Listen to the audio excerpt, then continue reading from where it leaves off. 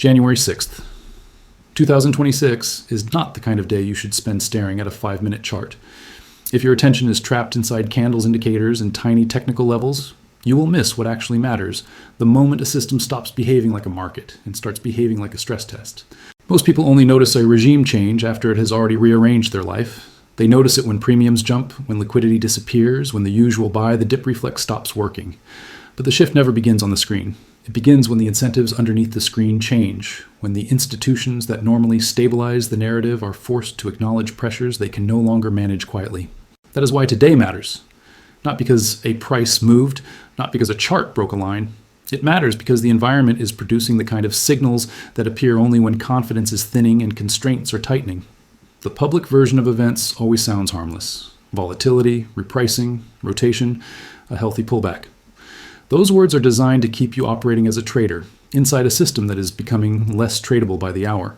Here's the personal risk most people misread. They assume their portfolio is exposed to price. It is not. It is exposed to structure. Price risk is what you manage with stop losses. Structural risk is what hits you when settlement inventory and trust begin to separate. When that separation happens, the number you see is no longer the number you can transact at. The difference between those two numbers is not a spread. It is a warning light. This isn't coincidence. Every major systemic break starts the same way. First, the surface metrics still look normal. The familiar tools still give familiar signals, but the outcomes begin to feel wrong. You see gaps that do not close. You see liquidity that behaves like it is rationed. You see markets that technically trade yet fail the simplest real-world test. Can you actually access the asset at the displayed price at scale with certainty? When you can't, the issue is no longer about valuation. It is about reliability. And reliability is what holds paper systems together. If you have never lived through a transition where reliability breaks, it is easy to underestimate how fast your options narrow. In stable periods, you assume time exists. You assume there will be another entry, another exit, another orderly week to reconsider. But once trust begins, to thin time becomes the scarce resource. The system does not announce that it is changing. It reveals it through small frictions that suddenly refuse to go away. This is why you should stop thinking like a short-term participant and start thinking like a risk manager. A risk manager does not ask, where is the price going next? A risk manager asks, what has to be true for the market to function? The way I believe it functions? Because that question exposes the hidden dependency.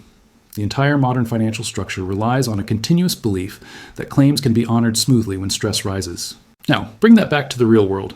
When you hold most conventional assets, you are holding claims, you're holding a chain of obligations, counterparties, custodians, clearing liquidity, and finally settlement. In calm times, that chain feels invisible, it feels automatic. But in stressed times, the chain becomes the product, and the product can fail long before the story on television changes. This pattern has appeared before, not as a dramatic movie scene, but as a slow shift in what people quietly accept. When confidence is high, paper claims trade as if they are the thing itself. When confidence breaks, people start demanding the thing, not the promise. And that single change, demanding the thing, has a way of turning a manageable market into an unmanageable scramble. That is the inflection point most people miss because it does not require panic to begin. It only requires incentives to change. Industrial users cannot substitute a promise for a component. Institutions with long horizons do not treat physical scarcity as a trading opportunity. They treat it as a strategic constraint. When those players shift behavior, everyone else discovers that the rules they relied on were never laws of nature. They were agreements. Once this stage begins, your biggest risk is continuing to behave as if those agreements are permanent. You keep acting as if a screen price is a deliverable price. You keep acting as if liquidity will be there when you need it. You keep acting as if the system will grant you patience. But the system is not obligated to do that. It is obligated only to follow its own incentives, and in a tightening environment, those incentives change quickly. So the right question for today is not, is this bullish or bearish? The right question is, what does it mean when markets begin to split into two realities, one on the screen and one in the street? Because that split is the earliest sign that the mechanism of pricing is starting to strain under physical and institutional constraints. And when you see that strain, you should not be thinking about winning the next trade. You should be thinking about whether you are positioned for a market that behaves normally or a market that behaves like a rationing system. That is the difference between being exposed to volatility and being exposed to a regime shift. If you are still trying to interpret what is happening through the lens of forecasts and targets, you are already one step behind the shift. This is the point where most people make a critical mistake. They assume that when large institutions change their tone, they are offering guidance. In reality, they are signaling constraint.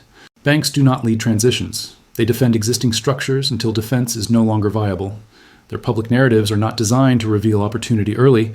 They are designed to preserve confidence as long as possible. When that confidence begins to crack, the language changes not because insight suddenly appeared, but because silence becomes more dangerous than disclosure. This is where the reframe matters. The common belief is that when a major financial institution adjusts its outlook, it is getting bullish or turning cautious. That framing is shallow. What is actually happening is a shift from control to damage limitation. Institutions speak differently when they believe outcomes can still be shaped than when outcomes must be survived. This isn't coincidence. The most important signal is not the direction of the statement, but the timing. For years, aggressive positions can be maintained quietly as long as liquidity and credibility are intact.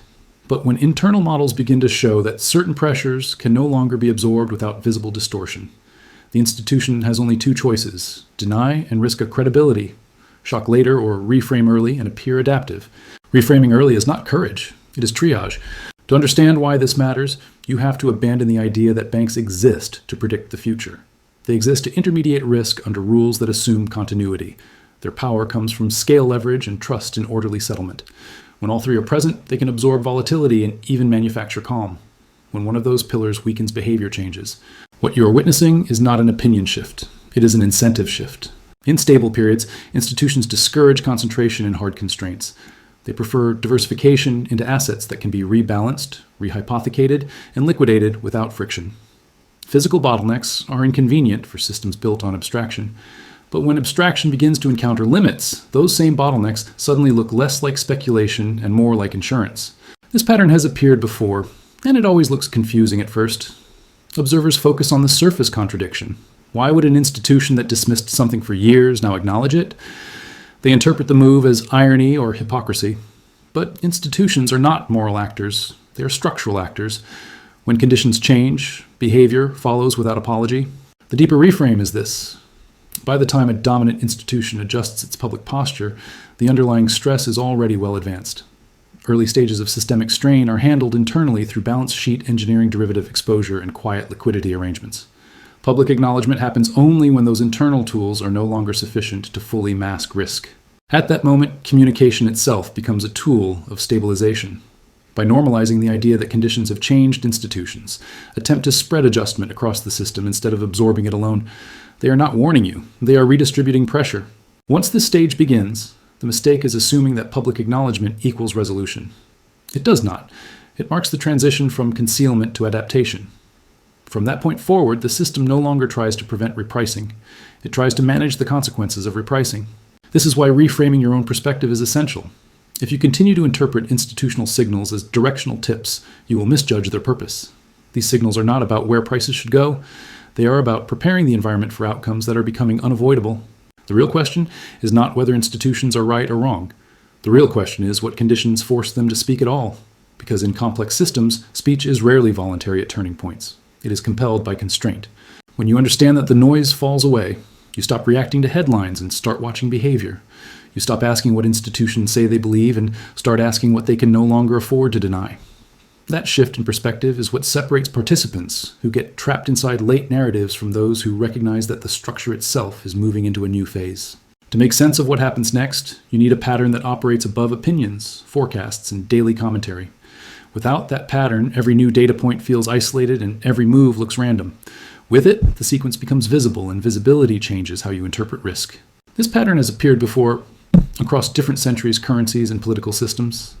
The details always differ, but the structure repeats because it is driven by constraints, not ideology. It unfolds in stages, each one laying the groundwork for the next, and each one narrowing the range of possible outcomes. The first stage is expansion. Money, credit, and claims grow faster than the underlying productive base. At this stage, the system feels generous. Liquidity is abundant, volatility is contained, and leverage appears intelligent rather than dangerous.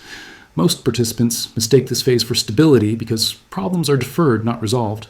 The key feature is that promises multiply faster than tangible output, but nothing breaks yet because confidence fills the gap. The second stage is asset inflation. Excess claims need somewhere to go, so they flow into financial and real assets. Prices rise not because fundamentals suddenly improved, but because money is searching for collateral. This stage reinforces the illusion that the system is healthy. Rising asset values are interpreted as proof of strength, even though they are actually symptoms of imbalance. The system becomes increasingly sensitive to sentiment because valuations are supported by belief as much as by cash flow. The third stage is confidence fracture. This is not a collapse, it is a thinning. Small stresses begin to appear in places most people are not watching. Settlement times lengthen. Certain markets become one-sided. Premiums and availability begin to diverge. Participants who rely on delivery rather than speculation quietly adjust behavior. This stage is often dismissed as temporary noise because prices may still move within familiar ranges, but the quality of liquidity has changed. This isn't coincidence. Confidence does not break evenly, it breaks asymmetrically. The first actors to notice are those who cannot tolerate failure, such as industrial users, long horizon allocators, and institutions with non-financial objectives. They do not announce their shift. They simply stop behaving the way the models expect them to behave. The fourth stage is physical constraint. This is where abstraction collides with reality. Paper systems can expand indefinitely, but physical systems cannot. When demand meets limits that cannot be bypassed with leverage or derivatives, the market stops functioning as a price discovery mechanism and starts functioning as a rationing mechanism. At this point, access matters more than valuation. The question is no longer what something is worth, but whether it can be obtained at all. Once this stage begins, the system's flexibility disappears. Adjustments that once took years are forced into months or weeks. Volatility spikes not because of speculation, but because the old balancing mechanisms no longer apply. The market can no longer smooth outcomes through time. It has to confront them directly. The final stage is repricing. This is the part most people focus on, but it is actually the least important analytically. Repricing is not a decision. It is a release of pressure that is already built. When it arrives, it often looks sudden because the groundwork was invisible to those watching only prices. The repricing can overshoot gap or skip levels entirely because it is not negotiating with sentiment. It is resolving constraint. Understanding this sequence changes how you interpret everything you see. You stop asking whether a move is justified and start asking which stage the system is in. You recognize that early stages reward complacency, middle stages punish delay, and late stages eliminate choice. This pattern has appeared before in currencies that lost reserve status in commodity markets that encountered bottlenecks, and in financial systems that discovered too late that confidence cannot substitute for supply. The names and numbers change, but the escalation does not. Each stage feeds the next, and no stage can be skipped. If you are still treating the current environment as if it were locked in the first or second stage, you will keep expecting normalization. But normalization is a luxury of systems that still have slack. When a system moves past confidence fracture and into physical constraint, normalization is no longer the direction of travel. Adaptation is. That is why recognizing the pattern matters now. Not because it predicts an exact outcome, but because it tells you which tools no longer work. And when you know which tools are failing, you stop relying on them just before everyone else learns the same lesson the hard way. At this point, the question is no longer whether the pattern exists. The question becomes how the system actually functions beneath the surface when it appears to be operating normally. To understand why stress escalates the way it does, you have to understand the mechanism that allows modern markets to function at all. Most people believe prices are discovered through supply and demand. That is only partially true. In practice, prices are discovered through confidence in settlement. As long as participants believe that claims can be honored smoothly and on time, markets can operate with enormous layers of abstraction. Futures options, swaps, and synthetic exposure are not distortions of the system. They are the system. They exist to multiply liquidity by replacing physical exchange with promises. This works because, under normal conditions, very few participants ever demand the underlying asset. The system assumes that most trades will be closed financially, not physically. Cash settlement is not a workaround. It is the default outcome. The promise is traded, the promise is offset, and the physical asset barely moves. As long as this assumption holds, paper markets can expand far beyond physical reality without immediate consequence. This isn't coincidence. This structure was designed to maximize efficiency, not resilience. It works brilliantly in environments where demand is speculative and time is flexible. It begins to fail when demand becomes functional and time becomes rigid. The moment that matters is when the identity of the marginal buyer changes. As long as the marginal buyer is a trader, price is negotiable. Traders care about return on capital volatility and timing. They are willing to substitute delay or walk away. But when the marginal buyer is an entity that requires the asset to operate, substitution disappears. An industrial user cannot replace a critical input with a spreadsheet entry. A strategic stockpiler cannot fulfill its objective with a paper claim. When that shift occurs, the entire logic of the market changes. Paper instruments are no longer interchangeable with the asset itself. The option to settle in cash loses relevance because cash does not perform the function the asset is required for. At that point, the market stops clearing on price and starts clearing on availability. This is where leverage becomes dangerous. A leveraged paper system assumes that positions can be netted out before delivery becomes unavoidable. But if enough participants simultaneously decide they need the underlying asset, netting fails. Promises that were designed to cancel each other out suddenly stack in the same direction. The system is not built to handle that scenario smoothly because it violates the assumption that delivery demand will remain marginal.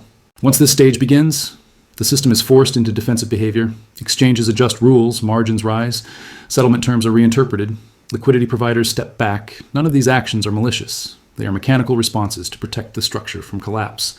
But each defensive move confirms the same underlying reality: the system is straining against a constraint it cannot hedge away. At this point, prices become unreliable signals. They no longer represent equilibrium, they represent stress. A suppressed price does not indicate abundance. It indicates that the system is trying to slow demand. A sudden spike does not indicate speculation. It indicates a failure to ration smoothly. Both outcomes are symptoms of the same mechanism reaching its limit. This pattern has appeared before, whenever paper claims outgrew the physical base they referenced. The resolution is never found in better models or more sophisticated derivatives. It is found when the system is forced to reconcile abstraction with reality, and that reconciliation is never gentle. Understanding this mechanism changes how you read the environment. You stop asking whether prices are justified and start asking whether settlement assumptions still hold. You stop treating volatility as noise and start treating it as feedback. And most importantly, you recognize that once a market crosses from financial optimization into physical constraint, the timeline compresses dramatically. What looked like a gradual process becomes a sequence of forced decisions. The system does not break because participants panic. It breaks because it can no longer reconcile what has been promised with what can actually be delivered.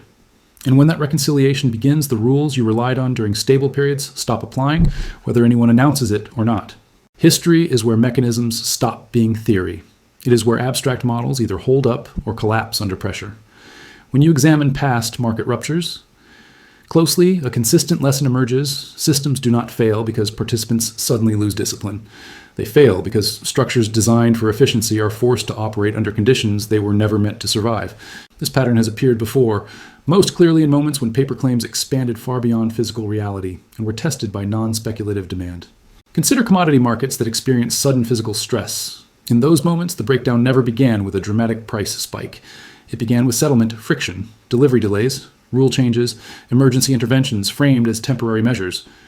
Each action was justified as a technical adjustment, yet each one served the same purpose: buying time for a system that could no longer reconcile volume with availability. One of the clearest historical lessons is that markets do not resolve physical shortages through gradual repricing. They resolve them through discontinuity.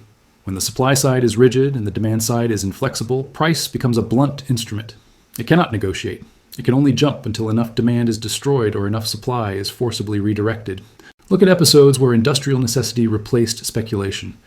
In those cases, the actors driving demand were not chasing upside. They were protecting continuity. That distinction matters. Speculators respond to volatility. Functional buyers respond to absence, and absence changes behavior far more aggressively than volatility ever could. In several historical commodity squeezes, regulators attempted to restore order by altering contract terms, raising margin requirements, or suspending trading altogether. These actions are often misunderstood as manipulations. In reality, they are admissions. They signal that the existing framework can no longer clear the market without intervention. When rules change midstream, it is not because participants are reckless. It is because the system is structurally unbalanced. This isn't coincidence. The most extreme price moves almost always occur after confidence in settlement has already eroded. By the time price reacts violently, the damage is done. Inventory has been spoken for. Optionality has vanished. Participants are no longer negotiating. They are complying with necessity. A useful comparison is the silver episode of the late 1970s. Many people remember only the final spike and collapse. Fewer remember the sequence that led there: rising distrust in currency, escalating demand for tangible stores of value, regulatory intervention when the market could no longer absorb demand through normal channels. The collapse was not proof that the mechanism was wrong. It was proof that the system refused to allow it to complete. That distinction matters today. Historical precedents show two possible outcomes when physical stress overwhelms paper markets. Either the market is allowed to reprice freely, resulting in abrupt and disorderly adjustment, or the market is constrained administratively, transferring losses away from the structure and onto participants. In both cases, confidence in the old rules does not survive. Once this stage begins, history shows that restoration does not come from reassurance. It comes from redesign. Markets that emerge on the other side are never identical to what came before. Contract terms change, participation narrows, risk premiums rise permanently. The memory of constraint becomes embedded in behavior. What these episodes prove is not that any specific asset must behave a certain way, but that systems built on abstraction cannot indefinitely ignore physical limits. When those limits are encountered, the response is always reactive, never elegant. The lesson is not about timing peaks or predicting exact prices. The lesson is about recognizing when the structure itself is being tested. History does not repeat because people fail to learn. It repeats because the incentives that create these structures are powerful and the constraints that break them are unavoidable. When paper systems collide with physical reality, the outcome is never resolved quietly. It is resolved through stress adjustment and a permanent shift in how markets function afterward. When you apply this pattern to the present environment, the abstract suddenly becomes concrete. The same forces that shape those historical outcomes are visible again, but this time they're operating on a larger scale and with far less margin for error. The defining feature of the current phase is not volatility in markets. It is intent in behavior. Large actors are no longer optimizing for short-term financial return. They are optimizing for continuity insulation and control over inputs that cannot be replaced once disrupted. That shift is subtle if you are only watching prices. It becomes obvious if you watch flows, inventories, and policy alignment. This isn't coincidence. The most aggressive accumulation today is not happening through open speculation. It is happening through strategic channels that do not respond to daily price signals. When entities with long planning horizons acquire resources, they are not making a bet on price appreciation. They are reducing future dependency. That is a fundamentally different motive, and it changes how markets absorb supply. In the present context, monetary expansion alone does not explain what is unfolding. Monetary expansion is the fuel, not the driver. The driver is the conversion of abstract purchasing power into tangible security. When liquidity is abundant and confidence in paper claims is questioned, money seeks exit routes. Those exit routes are almost always physical because physical assets are where abstraction ends. This is where the global dimension matters. In a closed system, stress can sometimes be contained through policy coordination. In an open system, stress migrates. Capital flows toward jurisdictions and structures that prioritize possession over promises. That migration is not ideological, it is mechanical, it follows incentives. Once the stage begins, pricing ceases to be the primary signal. Availability becomes the signal. The market may still publish a number, but that number increasingly reflects negotiated calm rather than genuine clearing. The real activity happens off-screen through bilateral agreements, long-term contracts, and inventory accumulation that never touches public exchanges. This creates a growing disconnect between what markets appear to say and what participants actually do. To an observer focused on charts, conditions may look manageable. To an observer focused on logistics, they look tight. To an observer focused on policy, they look defensive. All three can be true at the same time because they operate on different layers of the system. The present environment also reveals why traditional countermeasures lose effectiveness. Rate adjustments influence speculative demand. They do very little to alter strategic demand. Messaging can calm traders. It cannot persuade a manufacturer or a state actor to rely on just-in-time delivery when disruption carries existential risk. Once decision-makers internalize that risk behavior, hardens. This pattern has appeared before, but never with this level of interdependence. Modern economies are more tightly coupled than at any point in history. Inputs are specialized, supply chains are elongated, and substitution is limited. That means the margin for error is thinner. Small dislocations propagate faster. Buffers that once absorbed shocks no longer exist in sufficient size. Applying the model to the present reveals a system transitioning from optimization to protection. During optimization, efficiency is rewarded and redundancy is penalized. During protection, redundancy becomes value. Inventories once criticized as wasteful become strategic assets. Relationships once treated as transactional become security arrangements. This is the quiet shift most people miss because it does not announce itself with a crash. It announces itself with persistence. Tightness that does not resolve, frictions that do not smooth out, policies that remain temporary longer than expected. Each of these is a signal that the system is adapting to constraint, not reverting to normal. Understanding this application does not require predicting an exact outcome. It requires recognizing that the direction of travel has changed. When a system begins reallocating resources based on survival rather than efficiency, the old benchmarks lose relevance. What mattered in the previous regime still exists, but it no longer governs behavior. And once you see that the present stops looking confusing, it looks transitional, not because the end is visible, but because the assumptions that defined the old equilibrium are no longer being honored by the actors that matter most. At this stage, the conclusion is no longer a matter of opinion. It is a matter of constraint. When a system reaches the point where physical limits, institutional behavior, and historical precedent all point in the same direction, the range of possible outcomes narrows sharply. The debate shifts from whether change will occur to how abruptly it will assert itself. This isn't coincidence. Inevitability in complex systems does not come from prediction. It comes from alignment. When multiple independent pressures reinforce each other instead of canceling out, reversal becomes mathematically unlikely. Monetary expansion continues because it must. Strategic accumulation continues because incentives demand it.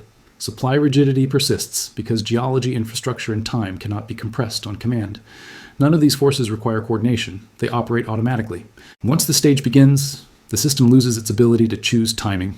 Decisions that were once discretionary become forced. Adjustments that could have been gradual are compressed into narrow windows. What people experience as sudden is almost always the release of tension that has been building silently for years. The most important consequence is not volatility. It is loss of optionality. In earlier stages, participants can reposition, hedge, or wait. In later stages, choices collapse into binaries: access or no access, delivery or no delivery, exposure or exclusion. Markets stop offering nuance because constraints eliminate nuance. This is where many observers misinterpret inevitability as pessimism. It is not pessimistic to acknowledge that systems bound by physical and structural limits cannot behave indefinitely as if those limits do not exist. It is simply realistic. Denial does not preserve stability. It delays recognition until adjustment becomes more disruptive. This pattern has appeared before. Whenever monetary systems expanded, claims faster than they could secure the underlying reality. The resolution never arrived through reassurance or policy finesse alone. It arrived when the system was forced to reconcile promises with capacity. That reconciliation always rewrote valuations, priorities, and power relationships, regardless of who preferred the previous arrangement. What makes this phase difficult to accept is that it unfolds without a single decisive trigger. There is no bell that rings. There is no announcement that declares the transition complete. Instead, inevitability reveals itself through persistence, through tightness that refuses to ease, through interventions that must be repeated, through explanations that grow more elaborate while results grow more limited. At this point, waiting for confirmation becomes a strategy of surrendering agency. By the time confirmation is obvious, adjustment has already occurred. History shows that those who recognize inevitability early are not the ones who predict the future perfectly. They are the ones who stop relying on assumptions that no longer hold. The unavoidable conclusion is not that any single asset must behave in a specific way, but that the system can no longer sustain the gap between abstraction and reality. That gap will close. It always does. When it does, it will not ask permission from models, forecasts, or narratives built for a different regime. Understanding inevitability is not about fear. It is about clarity. It is the moment when analysis stops asking if and starts asking how much adjustment remains unresolved. And once that shift happens, the system is no longer on a path of normalization. It is on a path of redefinition, whether participants acknowledge it or not. At this point, an action plan is not about instructions. It is about positioning. When systems move from optimization to constraint, the most dangerous mistake is treating action as a trade rather than a choice of alignment. The first shift is psychological. You stop asking what will outperform next quarter and start asking what will still function when friction increases. That distinction sounds subtle, but it changes every downstream decision. Performance assumes continuity. Function assumes disruption. In late stages of a cycle, continuity becomes the fragile assumption. This isn't coincidence. Every historical transition rewards those who recognize that liquidity and safety are not the same thing. An asset can appear liquid on paper while being structurally fragile in practice. Another can appear inefficient or inconvenient while being resilient under stress. The action plan begins by separating those two ideas and refusing to treat them as interchangeable. The second shift is structural. You evaluate exposure not by ticker or label, but by dependency. How many promises sit between you and the thing you believe you own? How many counterparties must perform perfectly for your position to behave as expected? How sensitive your outcome is to rule changes, settlement delays, or administrative intervention? These are not abstract questions. They define whether you are a participant in the system or collateral for it. Once this stage begins, diversification stops being about spreading bets and starts being about reducing points of failure. Holding many assets that rely on the same clearing mechanisms, the same liquidity assumptions, and the same confidence regime is not diversification. It is concentration disguised as prudence. A real diversification late in a cycle means exposure to different layers of reality, not just different labels inside the same layer. The third shift is temporal. You stop assuming that you will be given time to react. In stable regimes, markets reward patience because reversions are common. In constrained regimes, patience often becomes paralysis. The window for adjustment narrows not because prices move faster, but because access changes faster. By the time price confirms what structure has already decided, the choice set has collapsed. This pattern has appeared before, and it always punishes those who wait for certainty. Certainty arrives only after resolution, and resolution arrives only after options are gone. The goal of an action plan at this stage is not to predict the endpoint, but to avoid being forced into decisions under duress. The fourth shift is behavioral. You stop outsourcing judgment to consensus narratives. Consensus exists to stabilize the present, not to prepare you for transition. By the time consensus acknowledges a regime change, it has already adapted its language to justify what can no longer be avoided. Acting before that point does not require conviction about outcomes. It requires conviction about process. None of this demands urgency in the emotional sense. It demands seriousness. Seriousness about constraints. Seriousness about history. Seriousness about the difference between assets that depend on trust and assets that depend on scarcity. The action plan is not about maximizing upside. It is about minimizing regret under irreversible change. Ultimately, this is a question of alignment. Are you aligned with systems that require smooth functioning to protect you, or with positions that remain coherent even when smooth functioning degrades? There is no neutral ground once a system enters this phase. Doing nothing is still a choice. It is simply a choice to accept whatever outcome the structure delivers. The action, then, is not frantic. It is deliberate. It is the decision to stop behaving as if the previous regime will return simply because it always has before. Once that assumption is released, positioning becomes clearer. You are no longer chasing opportunity. You are choosing resilience. What remains unresolved is not the direction of adjustment, but the mechanism by which the system completes it. Every transition reaches a moment where the old framework can no longer perform its most basic function, setting a price that participants trust to reflect reality. When that happens, something else must take its place. This is where the next phase begins, and it is not driven by markets in the traditional sense. It is driven by authority, necessity, and redesign. When pricing mechanisms fail under constraint, they are either restructured or bypassed. New reference points emerge. New rules are introduced, often quietly at first framed as technical updates rather than structural changes. This isn't coincidence.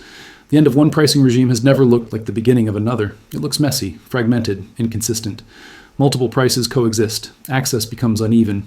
Some participants operate inside the old framework while others move around it. Over time, liquidity migrates toward whichever structure proves most reliable under stress. The critical question moving forward is not what the next price will be, but who gets to define price at all. When settlement confidence erodes, pricing power shifts away from abstractions and toward control of flow, custody, and delivery. That shift does not happen overnight, but once it begins, it rarely reverses. Once this stage begins, the most important developments occur outside of public charts. They happen in contract terms and bilateral agreements and policy coordination, and in the quiet withdrawal of participation from mechanisms that no longer serve their purpose. By the time these changes become visible to the broader public, they have already reshaped the landscape beneath the surface. The transition ahead will not be marked by a single event. It will be marked by a series of adaptations that gradually render the old assumptions obsolete. What replaces them will not be announced as a new order. It will simply function better under constraint, and function will attract use. That is the bridge forward. Understanding not just that a system is changing, but how new systems assert themselves when the old ones fail to clear reality. The next step is to examine what happens when traditional price discovery loses authority, and what fills the vacuum when markets can no longer pretend that abstraction is enough. That is where the story continues.